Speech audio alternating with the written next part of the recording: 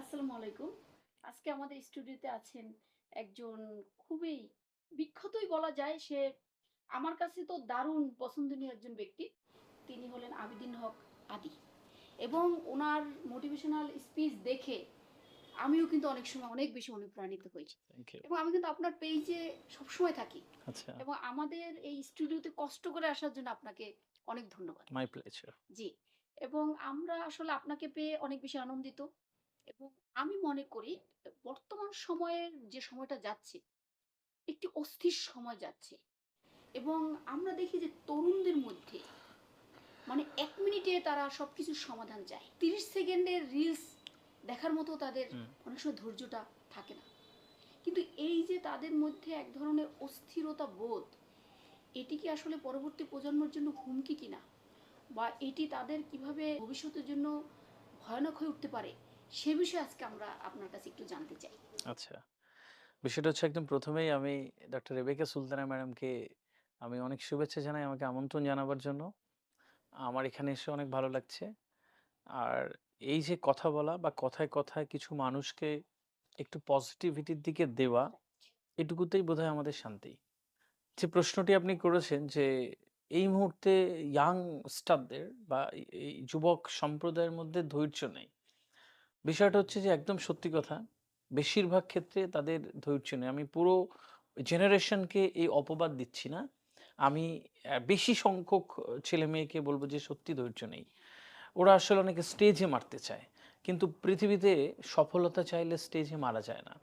তার জন্যে ধৈর্য লাগে, তার জন্যে সংকল্প লাগে, পরিশ্রম লাগে এবং তার জন্য একটা নির্দিষ্ট পরিকল্পনা লাগে।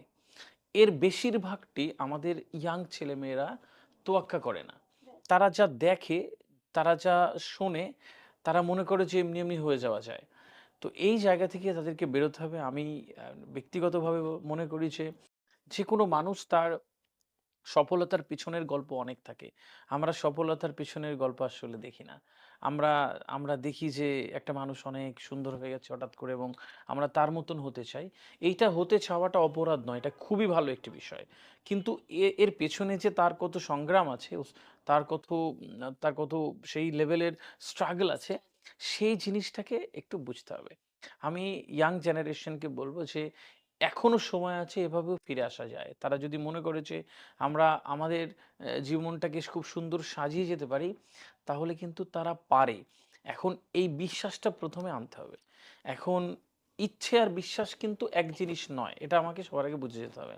আমার ইচ্ছে করে যে আমি একজন বিরাট বড় ডাক্তার হব, প্রফেসর হব, আমি বিরাট বড় মেরিন ইঞ্জিনিয়ার হব, আমি অনেক বড় নেতা হব, হতেই পারে, ইচ্ছে হতে পারে। ইচ্ছের সাথে যখন বিশ্বাস মিশে যায়, তখন গিয়ে সেই স্বপ্নটা সত্যি হয়। বিশ্বাস কখন মেশে? যখন তার মধ্যে একটা ডিসিপ্লিন আসে। ওই ডিসিপ্লিনের মধ্যে ১ম যে বৈশিষ্ট্য হচ্ছে ধৈর্য। যে সময়ের সাথে, সাথে যদি আমি কাজ করে যাই, তাহলে কিন্তু সময় ঠিক ফিডব্যাক দিয়ে দেয়। যেমন আমি আমার জীবন শুরু করছি একদম শিশুকাল থেকে, মানে ভূমিষ্ঠ হচ্ছি। তারপরে বাল্যকাল আসছে, কৈশোরকাল আসছে, যৌবন আসছে, মধ্য বয়স আসছে, বার্ধক্য আসে। প্রত্যেকটা স্তরের একেকটি বৈশিষ্ট্য আছে এবং প্রত্যেকটা স্তরের একেকটা কিন্তু রেসপন্সিবিলিটিস আছে।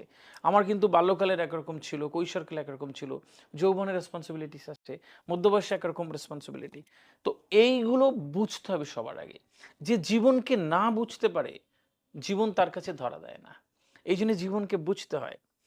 ম্যাডাম, আপনি কখনো দেখবেন না যে বেশি সংখ্যক ছেলেমেয়েরা কোথাও গিয়ে নীরবে ১০ মিনিট নিজেকে নিয়ে ভেবেছে? নেই। কেউ নিজেকে নিয়ে ভাবছে না। সবাই অন্যকে নিয়ে ভাবতে ব্যস্ত।